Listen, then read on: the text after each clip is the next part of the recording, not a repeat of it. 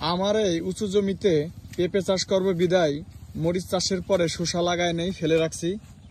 কিন্তু আমার এই সরল অঙ্ক না মিললে পারে এখন কি করার বলেন। এই যে ধানের পাতর বয়স বেশি হয়ে গেছে, আর কিছু ধানের জমি তলায় গেছে।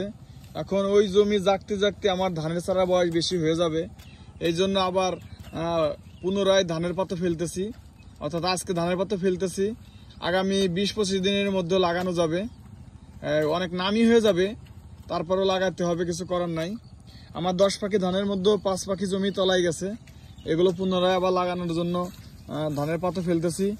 এই যে এইখানে মরিচের গাছ লাগানো ছিল, এখানে পেঁপের জন্য এই জমিটা বরাদ্দ করে রাখছিলাম। আপাতত 1 মাস এখানে এই যে ধানের পাতা ফেলানোর ব্যবস্থা করতেছি। পরবর্তীতে ধানের পাতা তুলে ধানের জমিতে লাগায় এখানে যখন শুকনো হয়ে যাবে তখন এখানে বেড করে পেঁপের চাষ করবো ইনশাল্লাহ। গত বছরও পেঁপে চাষ করেছিলাম, ভালো পেঁপে হয়েছিল। এবছরও করার ইচ্ছা আছে।